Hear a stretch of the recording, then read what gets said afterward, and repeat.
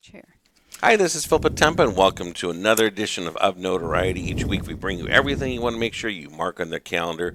What's not to be missed, everything happening in Northwest Indiana, Chicagoland, and beyond. And of course, this is the broadcast equivalent of all the feature stories, columns you'll read in the flagship Post-Tribune newspaper underneath the umbrella of Chicago Tribune Media. We've been here these past 8 years with this weekly program. We couldn't do it without all the wonderful, generous underwriting and sponsor support. The folks at People's Bank, Legacy Foundation has been wonderful, and of course, Indiana Arts Commission over the years. And most of all, we thank you, all of our listeners and our viewers. Some of you are tuned into the traditional radio dials. We come to you live. And we want to stamp this interview that it is on Veterans Day, November the 11th, 2025. In case it's a rebroadcast, you're hearing it later. Some of you, again, are hearing us through the traditional radio airwaves as we come to you from our Hammond, Strachan, Van Til studios. Others are perhaps streaming or found us on YouTube, social media. So you have the added advantage of all the cameras that are here in our studio. And that shows you that I have a co-host this week, Debbie Wappel. Thank you for joining. Hi, thanks for having me. Debbie's got a couple events of herself she'll be talking about. And then we're also going to talk with our guest today, Joy Scott. Hi, Joy. Thank you for being a part of the broadcast. And through the magic of technology, should be one other guest who is zooming in, and that would be Greg. Do you want to give an introduction to Greg and what his claim to fame is, Joy? Greg is a local. He was born in Gary, and his big claim to fame is he is an animator. And, you know, anybody can pick up a pencil and call themselves an animator. But Greg has the distinction of having done Who Framed Roger Rabbit and The Lion King. So he has some Disney credits that are Yes, part. he does. And there's an event that's coming up that you're going to tell us about, gives folks a chance to ask their own questions and be up and close and find out a little bit more about that career. Yes, right. Absolutely. So on Saturday, Indiana Film Network, the local hub, is going to be hosting a night with Greg. Afternoon. It's 1 p.m. to 3 p.m. and he's going to speak on how to become an animator, what you can do with that skill set, how to gain that skill set, things like that. And while researching to get ready to come and tell you all about it and to say, hey, come and look at him, I actually found out that Greg has an animation school right here in the area with 2 locations. Wow. Well, technically 3 locations. He can teach you animation online. He teaches at the Imagine Theater in Portage, and he has a location in downtown Crown Point. So you can actually go to Greg and learn how to be an animator from a Disney animator. So the upcoming event might be kind of a nice primer, pun intended, for getting to know a little bit about him and what he does. And remind us again, date, time, where it's going to be at, and cost. It is November 15th. It is from 1 p.m. to 3 p.m. at the Merrillville Public Library. It is entirely free. However, we are asking everyone. So there's that program poster. Yes, looks like there we go. Great. We are asking everyone RSVP though, because there is limited space in those library rooms. Okay. And we don't want to turn away people who have, planned ahead to actually be there rather than people who just show up last minute. And we definitely need to know, if we have Greg come back to speak with us again next year, do we need to get a larger space or will this one work? And again, because of the timestamp, this broadcast is happening on November the 11th, Veterans Day. Easy to remember that, 2025. That particular event is on the 15th coming up, so correct? So we want to make sure you mark your calendars. Our producer's going to give me the thumbs up to let us know when we have Greg ready to join the conversation, so we'll look for his face on our screen here. There he is. We want to say a hello and give him an official introduction, Joy. Hi, Greg. How are you this morning? Hello, sunny Hollywood, California. Oh yeah. We wish it was all we were coming from Hollywood, California. But it looks like we want to bump that volume up a little bit. My volume? Yeah, just a little bit. Yeah, so we can hear you a little better. I don't know how to do that. There. Now it sounds better. I think our producer gave you a couple notches up as well. Thank you for joining us. Co-host I have with us is Debbie Wappel. So we're behind the desk. We're going to ask a few questions here. But once again, we want to get the introduction of why Greg is going to be our featured focal point coming up this weekend. What is the program again, Joy? So it's a speaker series night. We like to bring in people from all walks of the industry to come and help locals figure out exactly where they would like to plug in into the cinematic arts in the area. Greg, in particular, we're all very excited about because, like I said, he's been an animator for Disney. I actually did a lot of stalking on you, Greg, recently. I'm sorry if I put out anything It's too all good so crazy. far. But I'm waiting to hear something come up. say it again. No, I thought I was going to teach how to do famous blueberry pancakes. I didn't know anything about this animation stuff. What? Yeah, that's I'm so going to be confused. that might be the surprise bonus. It's interesting when you mention a couple of those titles. You mentioned Who Framed Roger Rabbit, right? And the other Disney title was The Lion King. The Lion King. Well, Both of those are such major titles, and in animation, one of the questions I wanted to ask that I was curious about is animators have been known to once in a while like to hide a little Easter egg or have some kind of fun along the way.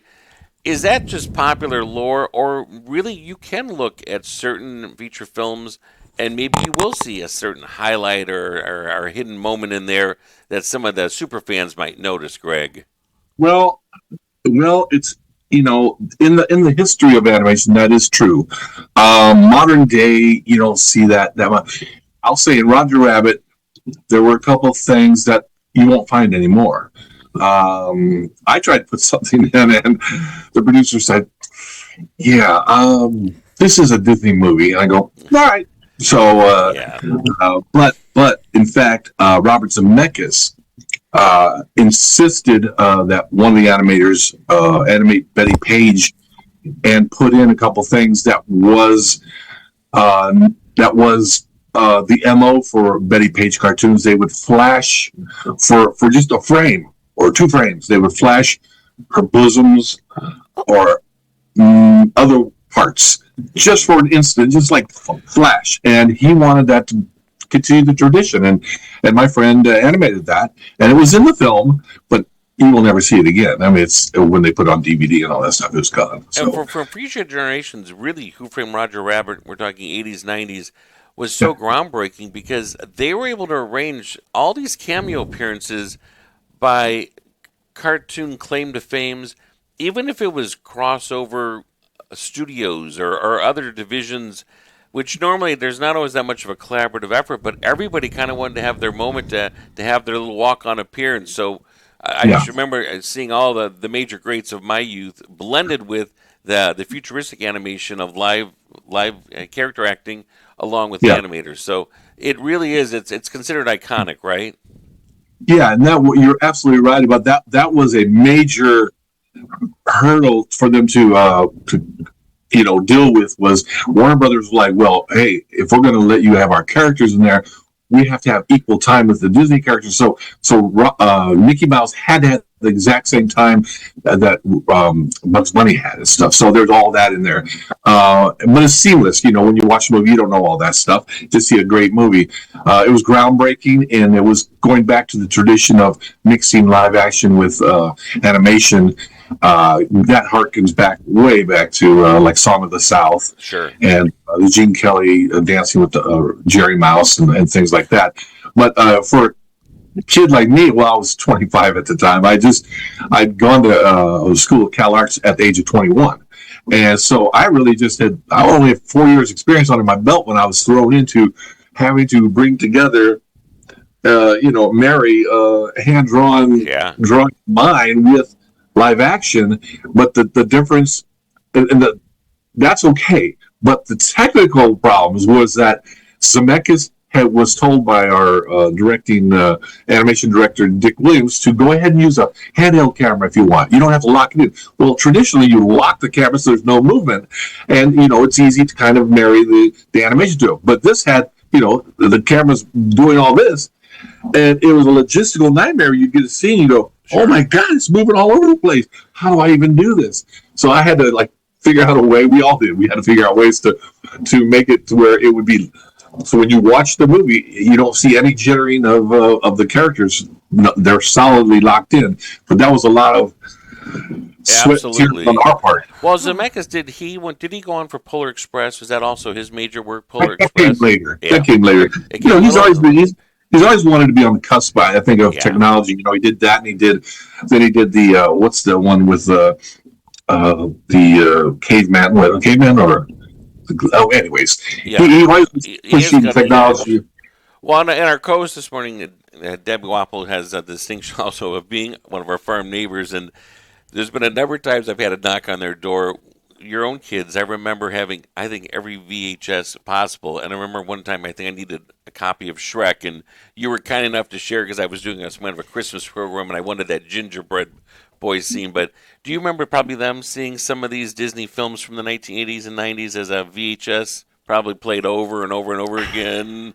Honestly? Or they might have had Disney Channel by then. They were all out in the fields all the time. Yeah, they were doing probably a lot of farm work as well. But I know they had a few of these because I've had to borrow them over the years. And you'd say, I think we might have. Now it feels like we erase so much. Not that I want to have a whole shelf full of VHSs or DVDs, but there's just something about having that tangible moment. And we're going to have an opportunity to learn a lot about this coming up this very Saturday, right, Yes. Joy? Yes. How did it come about that you and Greg collaborated to say, let's do this. Let's make this happen. Let's kick off this series. I actually did not have the opportunity to arrange this with Greg, unfortunately. One of the other IFN members reached out to him and said, hey, can you do a speaker series for us?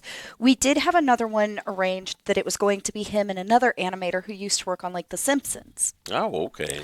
Unfortunately, our venue fell through, so this is the reschedule. Gotcha. And now the entire afternoon is going to just be Greg. He gets to starlight the whole 2 hours for us. And remind me again on that poster, was there a website to find out more about future series and things coming up? Is there a website folks can go, or social media or Facebook, Joy? We have a very thriving social media on Facebook. If you Google or if you look for IFN on social media and then look for the NWI Hub, or you can go to ifn.org and find the Northwest Indiana Hub through there, and we post as frequently as we can there. Okay, very good. It's tough because I want to ask so much more of Greg, but we can't because we got to save a lot of this for what's going to be coming up this weekend. So, Greg, I'm so glad you're able to kind of tease and give us a little bit of hint of what's happening. You're welcome to stay on, and you can pop back towards the end and visit. Or I know you've got other deadlines and things. Well, we can also send you off. We're going to visit a little bit about the next series we have coming up with Debbie Wappel. Then we're going to come back and we'll revisit Joy for, again, a reminder at the end to wrap everything up and everybody can mark their calendar. So, Greg, it's up to you. You can sit tight, or if you have to go on to a deadline, we don't want you to be in trouble with any of your senior animators as well today. Well, I appreciate you having me. Thank you. I'll definitely be happy to come back anytime. And I'll be happy to see and cross paths at the event coming up on Saturday. Speaking of major series, a part of the Maxwell series is something that Debbie Wappel has done a few times before, where she's brought a collaborative group, panel of speakers. It's your chance to learn anything from leadership, just the fact of how do you organize your thoughts and convey them, communication. That's what this series is about. It's another poster we'll have our producer put up on so we can kind of use that as a bit of our reference. And Debbie, tell us a little bit about the date and the theme and the title for what's coming up. Well, I was just thinking how we're switching from entertainment to leadership, and how people say people will pay more for entertainment than education. So we make our events a little bit entertaining too. And I'll tell you, one of our speakers is Jesse Cole, the founder and the owner of the Savannah Bananas. And talk about an entertainer. His presentation was quite entertaining. So I listened and was in this Live to Lead event in Orlando with the Maxwell leadership team, upon which I'm part of. And so I saw all these amazing speakers in person and then purchased the license to bring them back to our local community.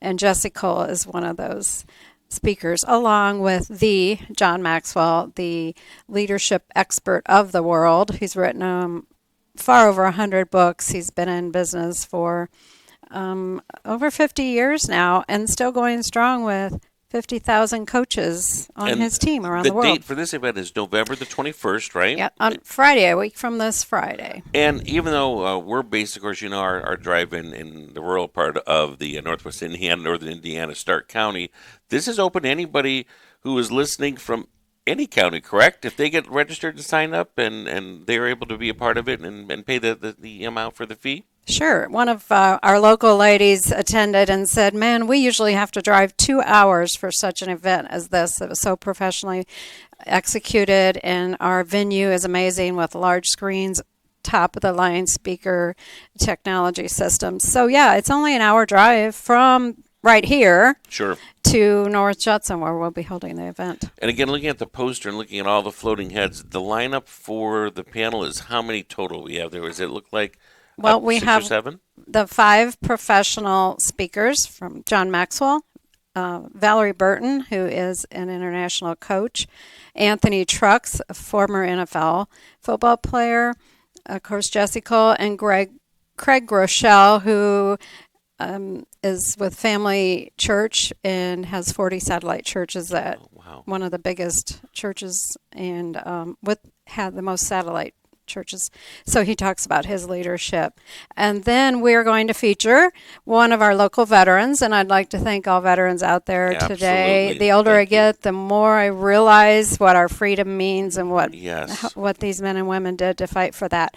So Nathan Radke is a man who served in the U.S. Army in the intelligence section in Iraq, and he learned Arabic. And now he's a leader of J.W. Hicks. It's a major industry in our small area. So we are going to interview him on his resilience and his leadership traits that he learned through the Army. And Anthony Trucks talks about doing the dark work, building your character and your values before you get to the challenging situations. So we're going to talk to Nathan on what built his character before he had to face all this U.S. Army. You needed a large venue space, because I know to accommodate the folks that it draws. So Christian Heartland Center, is that right? Church got me mixed up. Heartland Christian Center in North Judson. It's a great venue, and we put up round tables because after each speaker we have a discussion on what did we just learn that we can apply in our business tomorrow. And it'll be a full day. I see a 7:30 start till about 2:30 along the way. So pack a lunch? Awesome breakfast at 7:30. We have a leader up theme instead of batter up because Jesse Cole is a baseball owner, of course.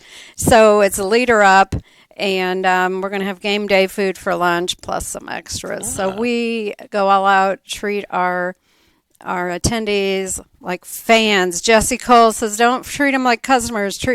Build fans, not customers. And how many years, again, have you been a part of the John Maxwell umbrella, would you say now? Since 2014, my 11th year. How is that life-changing as far as day-to-day communication, business interaction, or social interaction in an era of, we were just talking before we went on camera with Joy, so much is this, right? You don't have that face-to-face and that type of interaction. How has it changed your life and your experiences, Deb? Well, John has one of his main books is called Everybody Communicates, Few Connect. We're all about communicating, but are we connecting with people? And in my coaching training, it's been a lot more about connecting, asking other people questions, making them the star of the show, not myself.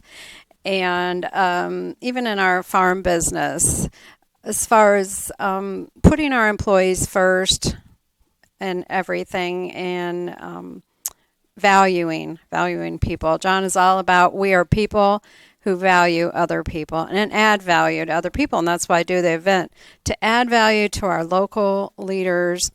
And self-leadership is the number one form of leadership. So you don't have to own a business or work in a business, but your own leadership determines your own success. Absolutely. And you mentioned the family farming business, and I mentioned our neighbor connection. I believe our producer has that logo. I love the family's logo for Wappel grain, and it has an herb, and it has, again, kind of a little bit of a hint there of just a wisp of some of the leaves. We wanted to talk some things that are happening right now. Eric and Larry Jr. are the sons that help continue, along with Larry Sr., the family farming. And sorghum is something I wrote about in a recent column. And you might think, what is sorghum? What is this? Or Milo's another name for it. There are a couple farming photos our producer's gonna put on there. This is an important day. Yesterday, when all that snow was happening up, a lot of folks were helping feed the birds. When you're putting that bird seed in there and you see these little red seed dots, that's what's harvested from the plumy part of sorghum, right? So if we flash a couple of those tractor photos, you might see a bunch of seeds coming through or being harvested. There we go. That's the sorghum, which is basically a combine is what's being used. Is that right? Yes. But just to get the top part, and then the stalk part is going to remain. Sorghum can also be used, Joy, in molasses, for molasses cookies and things like that. But in this case, we're interested in the top part for the seeds of it. Our farming claim to fame for Stark County, as I've said on the show so often, or you've read about in cookbooks and column, is mint. And I was either Eric or Larry shot a great photo for social media of the meadow mint blooming and a butterfly on there for pollination. And I remember, Deb, you telling me one time, even when the beehives are brought out for pollinating and for everything from, if there's a cucumber field or whatever the field might be, potatoes, or in this case, mint, it will affect the grade and the flavor of some of the honeys afterwards, right? Based on the blossoms? Right. They promote their mint honey, pineapple honey. There's all different That is kinds amazing. of honey. It makes me hungry. We're here at breakfast time right now, or brunch time. And then there's another shot that just says thank you from our town mint festival. The Wappel family and the farm were the platinum sponsors. Our annual mint festival is something that is a claim to fame that's been happening for going on pretty close to half a century now. And it happens always on Father's Day weekend with a mint parade with all the farming equipment. The Wappel family's been kind enough to do mint still tours. So if you see a sign that says thank you, our producer will float that across the top and we can see what it says on there. Because that's coming from our Mint Festival, and it has the website at the bottom for North Judson Mint Festival. You can find out more about Wappel Grain and Herb also through social media, website. But the Mint Festival is something, plan your summer weekend around. Bring Dad down for that Father's Day parade. There's a cooking with mint contest, the mint tours. You will not be at all disappointed. The last shot I wanted to surprise Debbie with was an old-fashioned mint still that was in black and white that the boys posted. It's come a long way from correct? Long way. So that's how mint is harvested, and I learned this from watching it in our fields around us.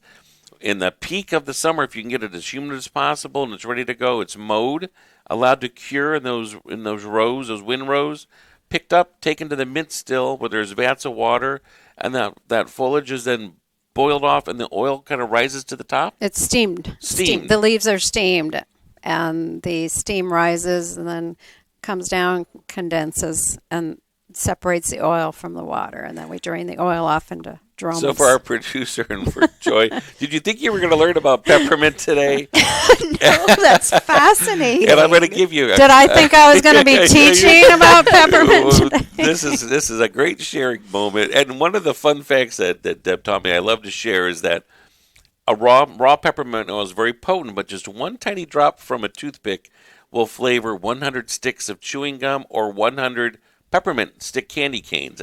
That's how strong it is. So the mint oil is a very precious commodity. And you folks also, of course, corn, soybeans, Milo, peppermint, a little bit of spearmint, right? Some potatoes. Some potatoes in there as well. I used to know a Broadway singer, and she had some very condensed peppermint oil, and she would, when her throat started getting a little sore, she'd put a single drop on her tongue. On her tongue, wow. Right before a show. That'll make everything open up real quick. Or drop in your bath oil. Mention our commercial, and we got that call from Ryan Reynolds, the Ryan actor. Reynolds, producer, called us. Have you ever heard of Mint Mobile? Andrew, have you ever heard Mint Mobile? Phone company. And so they wanted to do a commercial, and so they needed a big peppermint field.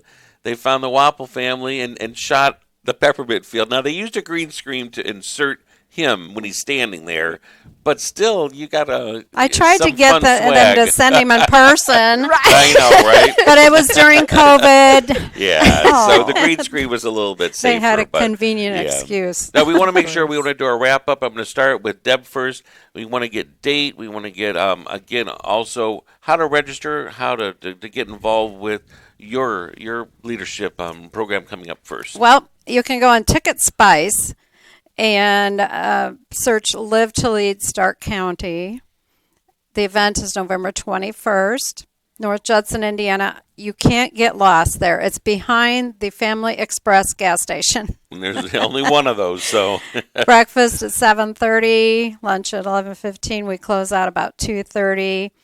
And it's just a great day of inspiration. Like, who doesn't need to build the resilience? Yep. And who doesn't need to know that you need systems for success? It doesn't come by chance. John Maxwell says, luck is where preparation meets opportunity. So we're going to prepare you to be ready for your next step and for your success And journey. I like to think of it for whoever applies or registers, everybody has their own reason. It could be, I need to be more outgoing. I want to communicate. I want to make eye contact. Some folks might be there for networking. I want to meet other people. That's an opportunity. Or you need not. Maybe I want to be there for the breakfast and for the sports tailgating lunch as a bonus to all the other great speakers. And the speakers, you saw that panel. We'll flash that poster one more time. There was, I think, 5 major headliners. It's kind of an incredible lineup. It really is. You've gotten some great names together. We're going to have peanuts, popcorn, and Cracker Jacks, too. This is, again, it's one our stop baseball shop. theme, yes. And again, if you do want to find out more information, there's a QR code up there. Debbie's also on social media. You can always instant messenger, and I'm sure you'll help answer questions as well. Or contact me, and I'll funnel it through, and I'll get her all those questions. Love to have you. Joy Scott, tell us all about our friend who joined us earlier and how it's a chance for them, speaking of connecting, to meet him up close. Well, Greg, like I said, is an incredible Disney animator. One thing I forgot to mention is he spent a time on the voting board for the Academy Arts and Sciences. So he got to decide who won the Academy Award. That is incredible. I mean, he's still kind of aw shucks and humble. That poster, He's if so we can fun. float that poster one more time, so that'll be the homework for everybody. The date? November 15th, so this Saturday from 1 p.m. to 3 p.m. at the Merrillville Public Library. If you want to come, it is free. Please just let us know you're coming by emailing nwy.indianafilmmakers@gmail.com and just say, I'm coming to the Greg speaker series, and it's going to be me and 2 others. That's all we need. And again, you can find out more through social media, you said as well, right? Yes, You're very active. We're on Facebook. We're all over Facebook. You can email that email at any time as well. Okay. That goes directly to our president and our co-president for the region. And then our state president sees it as well. So if one of us don't get to it fast enough, Nathan out of Indianapolis will be like, hey, this is what's going on right there. Very good. It's always good to have a helping hand. The time just goes too quick. There's never enough time. It just means you both need to come back anytime there's an open door. Help out and spread the word. We always need good news out there, right? Absolutely. Oh, for sure. Thank you so much, and thank you to all of our listeners and viewers for joining in for this edition of Notoriety. I'm your host, Phil Potempa. Thank you for being a part of our conversation, and until next week, enjoy the rest of wherever your path might take you, be it morning, afternoon, or evening.